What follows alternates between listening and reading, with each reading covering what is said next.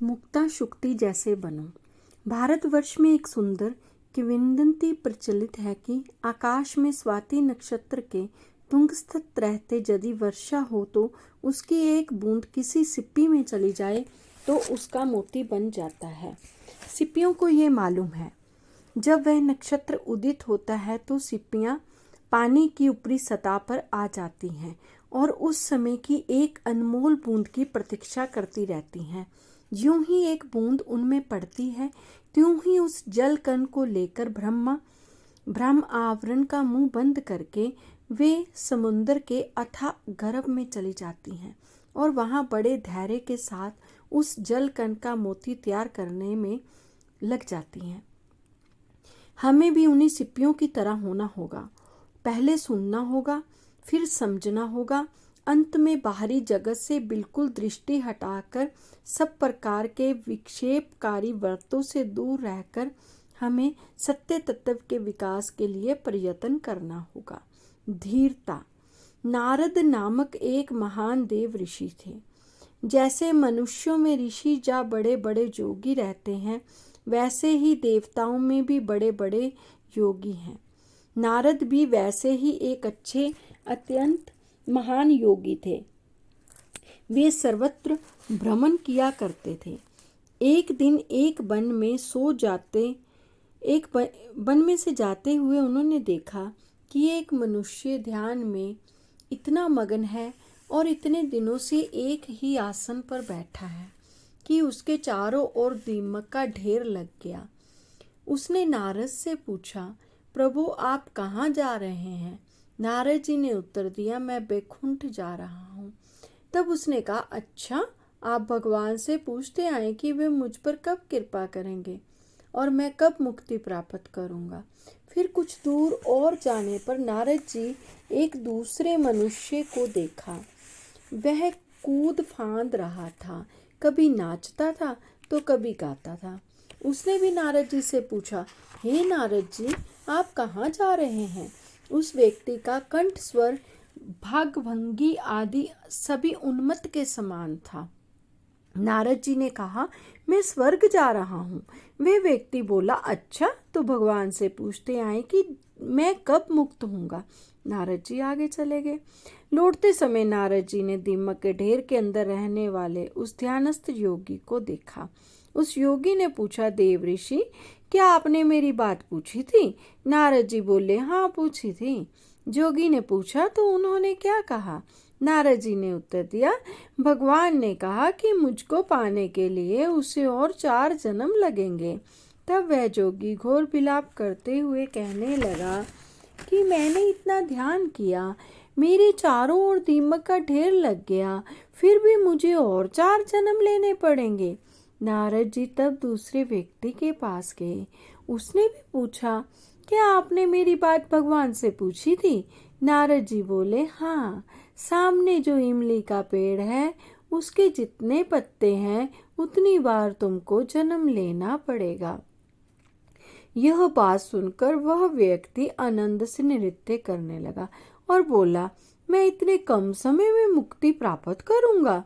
तब एक देववाणी हुई, मेरे बच्चे, तुम इसी क्षण मुक्ति प्राप्त करोगे। उसके अध व्यवसाय का यही पुरस्कार था। वह इतनी जन्म साधना करने के लिए तैयार था, कुछ भी उसे उद्योग शून्य न कर सका। प्रशांति के राज्य में आध्यात्मिक जीवन का सबसे बड़ा सहायक ध्यान है। ध्यान द्वारा हम सभी भौतिक भावनाओं से अपने आप को स्वतंत्र कर लेते हैं और अपने ईश्वरीय स्वरूप का अनुभव करने लगते हैं। ध्यान करते समय हमें कोई बाहरी साधनों पर अवलंबित नहीं रहना पड़ता। गहरे अंधेरे स्थान को भी आत्मा की ज्योति दिव्य प्रकाश से भर देती है। बुरी से बुरी वस्तु में भी वह अपना सौरभ उत्पन्न कर सकती है। वह अत्यंत दुष्ट मनुष्यों को भी दिव्य बना देती है और संपूर्ण स्वार्थी भावनाएं, संपूर्ण शत्रु भाव नष्ट हो जाते हैं। शरीर का जितना कम ख्याल हो उतना ही अच्छा, क्योंकि वह शरीर ही है जो हमें नीचे गिराता है।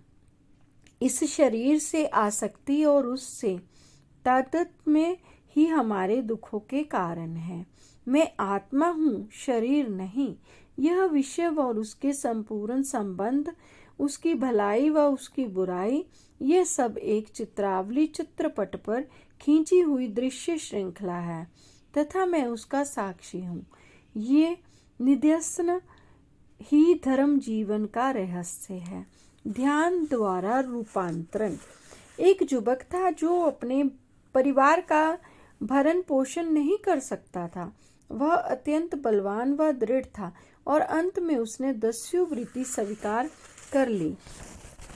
अब वह पथिकों पर आक्रमण करता और उनकी संपत्ति लूटकर अपने माता पिता, स्त्री पुत्र आदि को उदर पोषण करता।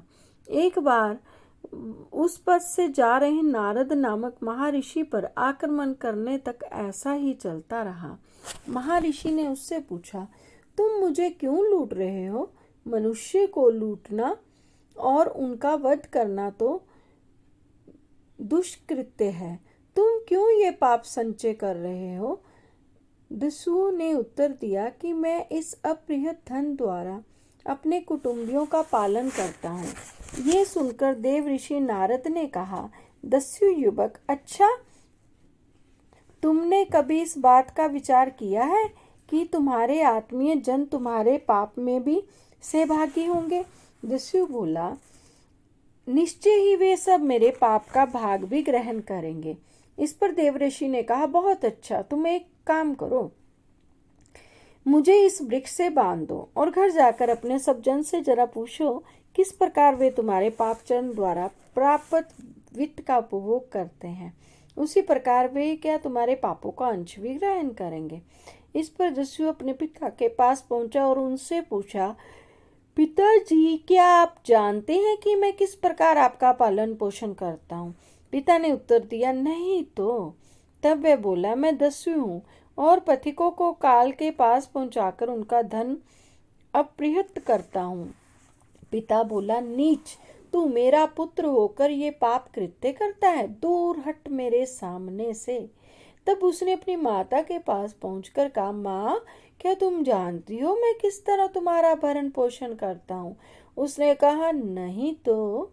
उसने बताया, लूट और हत्या से। माँ ये सुनते ही चित्कार कर बोल उठी, उफ, कितना घोर दुष्कर्म। लेकिन लड़के ने पूछा, पर माँ, क्या तुम मेरे पाप का भी भाग ग्रहण करोगे? माँ ने कहा, कौन, मैं क्यों तुम्हारे पाप का भाग ग्रहण करूं? मैंने थोड़े ही किसी को लूटा है। तब अपनी पत्नी के पास पहुंचकर उसने पूछा, क्या तुम जानती हो मैं किस भांति तुम्हारी आर्थिक आवश्यकताओं को पूरा करता हूँ? जब पत्नी ने भी कहा, नहीं, मैं नहीं जानती, तो दस्यु बोला, तो लो सुनो, मैं एक दस्यु हूँ, एक डाकू हूँ, एक लुटेरा हूँ। वर्षों से मैं पथिकों को लूट लूट कर आपका पालन पोषण कर रहा हूँ और आज तुमसे यह पूछने आया हूँ कि क्या तुम मेरे पाप में मेरी सहभागी बनोगी? पत्नी ने तत्क्षण उत्तर दिया, नहीं, कदापि नहीं। तुम मेरे पति हो और मेरा पालन पोषण करना तुम्हारा कर्तव्य है। दस्यु की आंखें खुल गई। उसने कहा, ये है इस संसार की रीति, जिनके लिए ये मैं पाप कृत्य कर रहा हूँ, वे मेरे आत्मीय भी मेरे प्रारब्ध के भागी नहीं होंगे।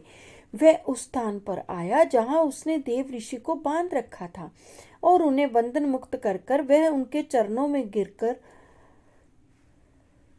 सारी घटना सुनाकर बोला, प्रभु मेरी रक्षा करो, मैं क्या करूं? देव ऋषि ने कहा, इस पाप पूर्ण दस्यु वृत्ति का परित्याग कर दो मेरे बच्चे। तुमने देख लिया, तुम्हारा सब जन में कोई भी तुमसे सच्चा प्रेम नहीं करता, इसलिए इन सब मोहपूर्ण भ्रांतियों को त्याग दो अभी से। तुम्हारे सब जन तुम्हारे ऐश्वर्य में तुम्हारा साथ देंगे, पर जिस क्षण उन्हें ज्ञात हो जाएगा कि तुम दरिद्र हो गए हो, उसी क्षण वे तुम्हें छोड़कर भाग जाएंगे। वे तुम्हारे शुभ के भागी हैं, किंतु अशुभ का साथी कोई नहीं होना चाहता, इसलिए उसकी उपासना करो। जो पाप पुण्य सभी अवस्थाओं में हमारा साथ देता है, वह हमारा परित्याग कभी नहीं करता। क्योंकि प्रेम कभी नीचे नहीं गिराता, उसमें विनिमय नहीं होता, वह स्वार्थपरता से कोसों दूर रहता है। तदुपरांत देव ऋषि ने उसकी ईश्वर उपासना की विधि सिखलाई और वह सर्वस्व परित्याग कर अरण्य प्रदेश में साधना करने लगा। वहाँ ईश्वराधना में ध्यान में वह धीरे धीरे इतना तस्लीन हो गया कि उसे देह ज्ञान भी ना रहा। यहाँ तक कि दीमकों ने उसकी देह पर अपने बाल्मिक बना लिए, उसे भान तक ना